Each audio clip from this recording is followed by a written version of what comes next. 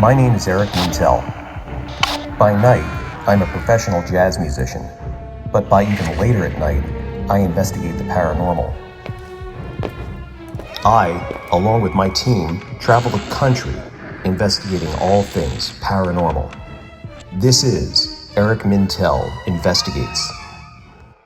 Ladies and gentlemen, welcome to Eric Mintel Investigates. Today's show's got it all. UFO encounter, alien craft from another world, someone who actually touched the craft. And Jim Penniston is with us today, retired Tech Sergeant, and also the one and only Bill Birnes is with us today as well. So we're going to go right from the aftermath of what happened after Jim, you had seen the craft and actually touched the craft.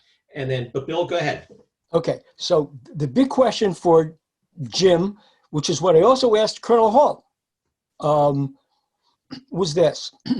Why RAF Bentwaters in the first place? What is your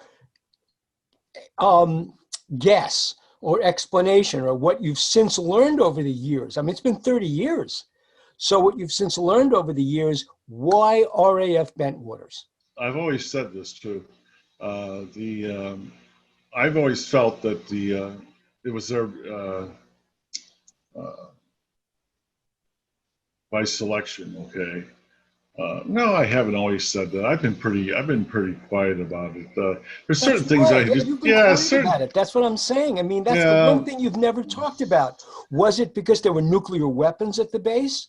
Therefore, they were looking carefully at, because that was the base with other warthogs, right? That was supposed to stop a Russian attack across the southern NATO border by having those planes just low to the ground, firing those missiles. But were they nuclear? Well, they A-10s can't fire nuclear weapons, so they anyway, can't. No, well, not the ones we had, and the weapons weren't for the A-10s there; they were for F-4s, and they moved them out. So, yeah, there's a nuclear component to it. I think we had Sizewell, a major nuclear power plant, 25 miles north, 30 miles north of the base. As far as the UAP activity, the landing, the takeoff, they disregarded Bentwaters altogether. I mean, it was never a factor in the my sighting anyway. Mm-hmm. But the fascinating thing was those related bases, RAF Bentwater, RAF Lakenheath, they've been active UFO spots ever since the 1950s. That's true. Our research has shown that too, and for some reason, there's an unexplained reason why it's so important. But one of the things I thought was interesting is that the coordinate for High Brazil runs parallel to RAF Woodbridge. Mm-hmm. And so I found that unique too. I don't know if that had anything to do with it or not. Looking back in hindsight and based on what I've researched and, and just the impressions, the feelings, the communication, whatever you want to call it, from the time of the incident, I've always felt that it was there for a purpose. And the purpose was to communicate, I believe, the binary message. And yet it's the North Sea. And the fact is, when you stand at the Orford Ness Lighthouse and you're looking out over the North Sea, and I mean, when we were there, I mean, for me, at least personally, I was looking at 1,000 years of history. I was looking at, this is where the Angles and the Jutes and the Saxons came to invade Britain. This is where in World War I, the Germans, the Kaiser's army, it's a great book about this, by the way. If I remember the name, I'll tell you.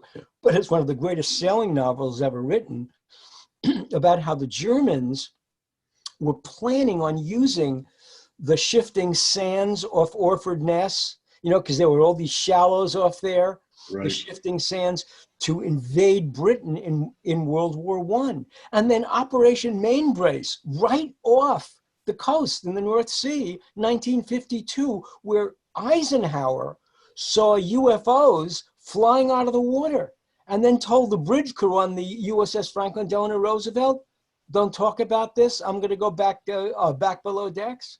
Incredible area. Yeah, and also even since World War II, it had been a testing area for World War II, and that they experimented with different types of weapons and stuff like that at the time. That wasn't the case at Bentwaters when I was there, but it had a preceding history of that kind of stuff. Also, they had some of the history is like Sutton Hoo, the burial grounds. Yes. Yeah, they're really close Legend there. of Beowulf. Yeah. That was what Beowulf. That's what the English version of the performance of Beowulf was. It was for that king who's commemorated at the burial place at Sutton Hoo. Yeah, I think it's only like 4 or 5 miles from Woodbridge, so it's pretty close. Yeah, it blew my mind. I mean, when I was a graduate student, we dove into Beowulf and Sutton Hoo and the whole story of Sutton Hoo. And then when the story of Woodbridge came out, I'm saying, is there a connection between the two, at least culturally? The other thing, Bill, is, well, what I found unique is that there was a lot of folklore about, witchcraft and all kinds of things. Like, I can't remember the name of the town, but there's a village that's not far from there. 500-600 years ago, they burnt the witches and stuff like that. Wow. And so it had a history like that. And that was the area too, where back in the late Middle Ages, they would have these, they were called dragon plays. Remember St. George and the Dragon plays, where the hero would be decapitated. Then what they would do is they would gather around the body of the decapitated hero, and they'd place their swords in the pentacle, right? The pentacle, and automatically he would rise up. That goes back all the way to even before the Middle Ages. This is Dark Ages Britain, where they worshipped vegetation demons. Mm-hmm. And if you go to the churches, and some of the churches in the north of England, talk about what Tolkien really lived with, J.R.R. Tolkien. If you go to some of those northern churches, he pointed out that in the stained glass windows, there were images of this giant green man who was the rejuvenation demon, the vegetation demon. And here's the fascinating part. We worship that same demon today. You know where he appears? It's the Jolly Green Giant. I was just going to say the Jolly Green Giant. It's the Jolly Green Giant. Unbelievable. Go ahead, Eric. Well, the thing is, I got to tell you, Bill, it always fascinates me because there's always so many different takes that you come up with and have so much history on. So, Jim, you're in an area, now we're talking 1980 that this happened. So you're in this area with such rich history. What happened how long was it? We should tell our listeners that Jim had received this code, but when was this code that from your sighting to when you got the code, when you discovered the code? Well, there was with the flash, from the craft that night, I had visions of ones and zeros. This is this is the flash when it took off. No, this is after I touched one of the glyphs, the triangular glyph on it. Okay. But that was like seconds. Okay. But when I got back, back to Ipswich after a long after shift,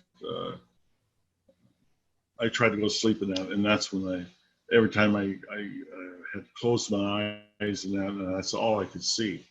And say in the mind's eye, but it's more like it was a visual at the time, and it was very disturbing. I actually thought the trauma from the incident was I thought it was just hallucinant. It was I didn't have good feelings about it. Yeah, I thought I was going to have to go to the hospital and stuff like that. And, I knew it wasn't going to end well. You start talking about seeing ones and zeros and craft unknown origin, that'd probably been the end of the career. And that took, this took over your life. This was like something that you were seeing on a daily basis. And when did you write it down? When did you? Oh, I wrote it down that night. Okay. I'm talking about after I got off work, the night that day's night, and but once it was all written down, it went away. I mean, I felt like I dodged a bullet. I felt fine. As a matter of fact, I went right to bed. I didn't have a problem with it, and I made my, at that point in time, since I was so fortunate, the last thing I was going to ever do is tell anybody about the binary, about the ones and zeros at the time. I didn't even know it was binary. It was, at that time, it just wasn't known, that kind of stuff. So, it was just numbers, right? yeah. Well, that's the fascinating. So anyway, yeah, that's the fascinating part about this whole thing. Is just like it's a kind of like an imprinting that you had from this. yeah, and I think that one of the things, I think in a way, even when the Air Force was trying to do their cover story and all that, I think this is if they knew about the notebook, that would have changed everything. They probably would have confiscated it, I would think. It's actually their Achilles heel, because without it, it wouldn't have been discovered, on that film shoot, maybe whatever, 2013 or 2010, it wouldn't have been in that film shoot. Sure. It just wouldn't have, I wouldn't have had nothing to precisely say, what it was. And even like we talked to Charles Halt, and he wrote the report, and I don't think they even looked at it. He didn't know about it. Three years later, it showed up 3 years later after he wrote it. So it was kind of like he was waiting, same thing. Like nothing was ever, Yeah, the containment story. The Air Force did an excellent job. Matter of fact, they ran the first night and the night with Sergeant Nevels and Colonel Hall. They ran them together. I mean, so it sort of eliminated the first night altogether, and it worked well, the containment. Matter of fact, it worked well until probably the mid '80s. So. And then you left. When did you leave Bentwaters? When did you? I left in 1984. I think about the same time Halt did. I was there for 4 years. Yeah, it was an interesting assignment even afterwards. So, and what was your life like afterward? After you left, the Air Force? Well, you left the Air Force or just left the base at that point? Or, no, I'm a career Air Force. Active duty. That's what I thought. Okay. I retired in '93. When I left there, I think more importantly is Major Zickler, the squadron commander for the 81st SPS, Security Police Squadron. He was replaced by a colonel, which is unusual, but he was from the Pentagon, his last assignment. In the Rendlesham Enigma, by the way, I talk about a whole chapter on this about my lifeline, and that is Colonel Highbush. And he took over as squadron commander. The first thing he did within the first day or two, called me in from plans and programs and said that he was there to help. He read the report and my actual statement that went up to Air Staff. It confirmed a lot of things. So Air Staff knew about it at the Pentagon. And he told me he was going to be there to be a lifeline. So I'm here if you have any issues, any problems for the rest of your time in your service career. And he was. And I outlined that in detail, how that happened over different bases and different positions. Hey, Bill, we see this time and time again, right? There's never like a clear-cut answer. And it seems like it just wants to be kind of pushed off to the side. Well, there isn't a clear-cut answer because whoever knows the clear-cut answer won't talk. Right. So this is like the UFO cover-up to me.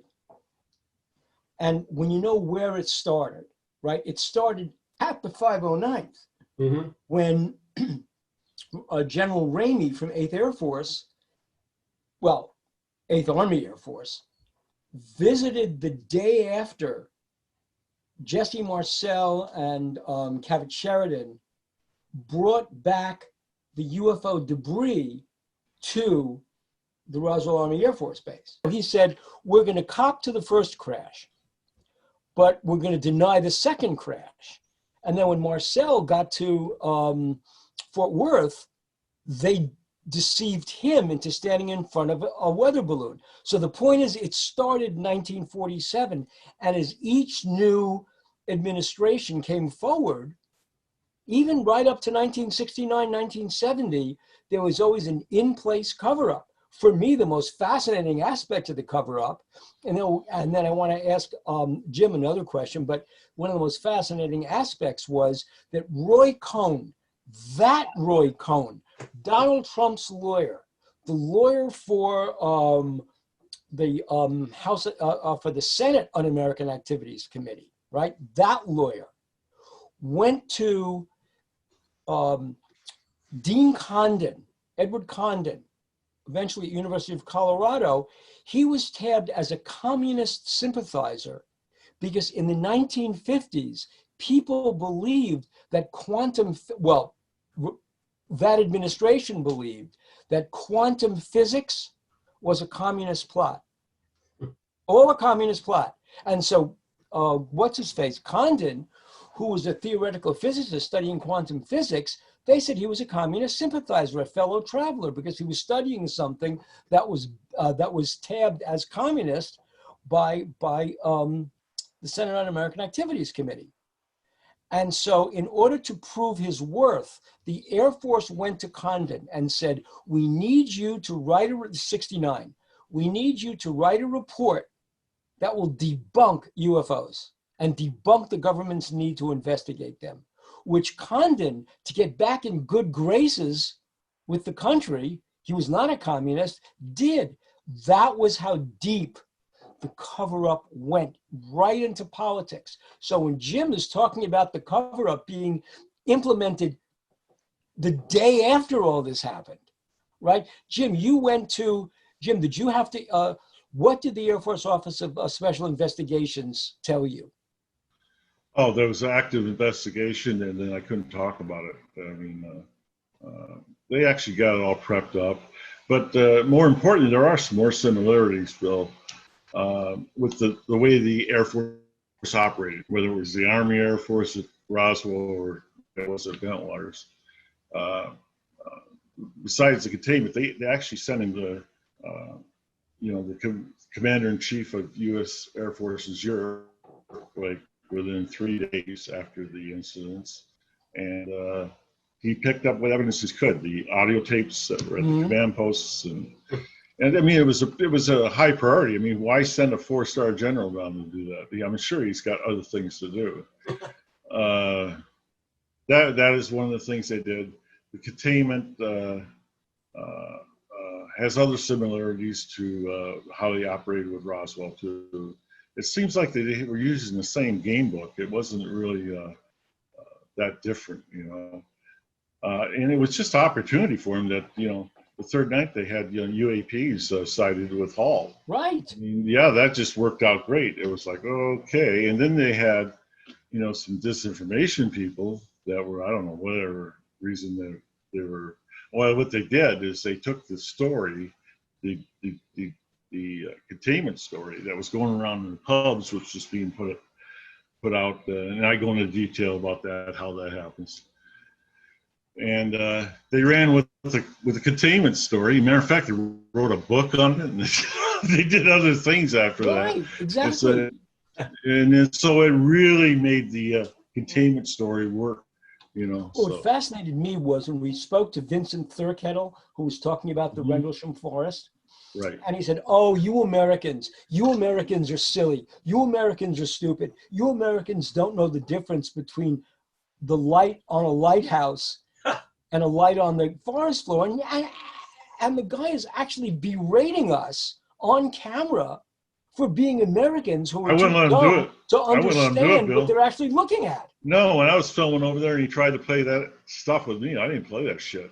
Neither did we. Sorry. He said, okay. No. So then he says, MI6. showed up to talk to him about the incident. We're saying, what the hell is MI6 doing? Why would MI6 contact him about a lighthouse? Exactly. Yeah, It's I know. the stupidest thing in the world. It's yeah, and the British were, like 10 days late and a dollar short, and they didn't investigate that for 2 weeks themselves, MOD. So, and they tried to do the same thing with like the Condon report. And here's a similar one, but there's a British report that was done in 2005 called the Condon report. Same name, basically, just spelled different. But what it was 460 pages of saying it was sound and this and that, and trying to explain UFOs as a natural phenomenon. And in there, they mentioned 2 pages, or in there, and the one paragraph, one sentence says this could be postulated it would happen at Bentwaters. And did that British report talk about the person who was in the surveillance tower who saw the whole thing? No? No, the report was only made to go ahead and mislead everybody. Well, the matter of fact, and here's the other thing, and there's people in the States, even other witnesses, say, well, the Condon, or not the Condon report, but the British one, it was low level clearance, it was secret. I don't even think it was secret, I think it was confidential. And that when that came out, it was just go ahead to pretty much cover their ass, the MOD. That's all it was. Because really, it's pretty embarrassing for the MOD. I mean, for a period of 3 days, facts is that they slept. The MOD and the RAF slept because the air defense responsibility was theirs. I mean, they didn't do nothing. They didn't send a plane up. They didn't question it. And they have craft coming in and out of the airspace. So then they had a 2-week response. 2 weeks later, they came out to the site and all that stuff. I mean, it was pretty lame investigation by the MOD. And I'm not going to give them any favors at all. No, they know nothing because they about basically were there to. They were scared to death for 2 reasons. Not only the incident itself, but why were members of an American personnel security team? Why would an American security team carry guns into Rendlesham Forest? That's all. We deployed for the aircraft crash, and we didn't take any weapons out.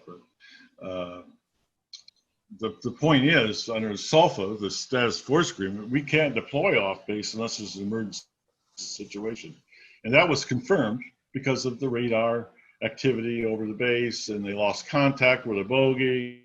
Right. And things like that. So it was confirmed that way. And it sure as hell wasn't a lighthouse light.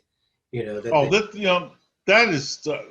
just somebody that wants to be to the lighthouse light, right? You couldn't even see it. When it's not that. There's a bar. See, that's the thing about when the investigations took place, at least on the American side, nobody went to talk to Richard Seaman, who was the lighthouse keeper. We spoke to him. That was I was, first of all, as a professor of English, former medievalist, taught Beowulf, it was thrilling for me to stand on the shores of the North Sea where all this took place. But the other thing was nobody went to the lighthouse. Everybody was saying, Vincent Thurkettle was saying, oh, you dumb Americans, you mistook a lighthouse for a light on the forest floor. But the fact is, when you go to the lighthouse, and you're up in the lighthouse keeper's light, that circular area, what do you see? A bar that prevents the light from the lighthouse. Yeah, it blocks it. It blocks it from coming back in. That's right. But the other thing is the physical evidence. I mean, the loss of radar contact, you got the broken branches, you got the radiation. By the way, according to Sergeant Nevels, who was there that morning investigating the first night, was at 100 times beta level. I mean, that's a lot. I mean, that's enough to cook something. Mm-hmm. And then you have the impressions in the ground. Oh, come on. Then we have witnesses at Bentwaters who actually seen it land. And then you have, there's no way they can see the lighthouse from there. And then you got other witnesses on the base. You got civilian witnesses. Oh my God. Charles Holt said, maybe it was the control tower, but Charles Holt said that there was a tower where there was somebody always watching the base 24/7 because of, and he couldn't say why. And the answer was, of course, nuclear weapons.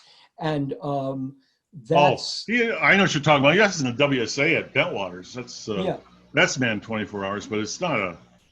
That's because it had electronic stuff up there for Okay. intrusion alerting systems and stuff like that for the weapons. Could I ask you one? Were you in the Air Force during Vietnam? Just as a from Saigon. Okay. 1973, I went. Okay, 73. So, if I say these words, don't take off my head. Had you ever heard of the phrase sensitively and quietly? Never. Okay, good. So I don't have to ask you the next question. It was about American POWs held in North Vietnam and Thailand and Cambodia that never came home, by the way. No, I never heard that. Yeah, same thing. No, I mean, all right, it's been 40 years since the incident. Mm-hmm. Everybody in the world, every debunker has tried to debunk this. They can't. They can't. Well, I'll tell you why they can't, because it happened. Right. I mean, there's nothing else to it. Here we are 40 years later, still talking about it, and you're still trying to get answers, Jim, and you wrote an incredible book, The Rendlesham Enigma, that people could find on Amazon. Bill, you've got, 40, 50 books out on Amazon. so many great titles. But you guys, I mean, ufologists, I mean, this is one of those stories that will never go away. This is something we're always going to be talking about 100 years from now. And will we have any answers? Probably not. I don't think we're going to find answers in the near future, but there's stuff that keeps supporting. I mean, that's happening on some sightings. And when I say, there's just supporting stuff, there's still stuff we don't know as far as the unexplained. I mean, but I would say 99% of UFO observations are explainable. 1% though is a huge amount. A fabulous article that popped up in Futurism magazine this morning. A group of scientists in the UK believe, and I think if this is the case, it's going to be fascinating, that there is the remnants, if not the active residue of life in oceans underneath the Martian surface, that there may actually be microbial life in water pools underneath the lunar surface, and there's phosphorine in the atmosphere of Venus, which is a residue of biological activity.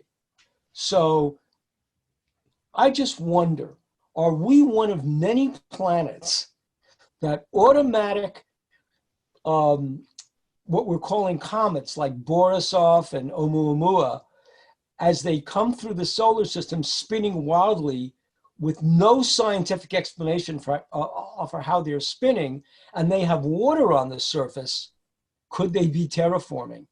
And life caught on here, didn't catch on the moon, became extinct on Mars. Well, Jim, I got to tell you, thank you again for your time. And again, the story is something, like I said, we're going to be talking for years and years to come. And we'll make sure that people check out the book and get the entire story. And, hearing it from your perspective and from your viewpoint is the value is beyond, anything. So thank you so much. Thank you. Thank you for giving me the opportunity to let people know about Rendlesham. And ladies and gentlemen, thank you so much for joining us today. And we've got a lot more guests coming up on Eric Mintel Investigates. Have a great weekend.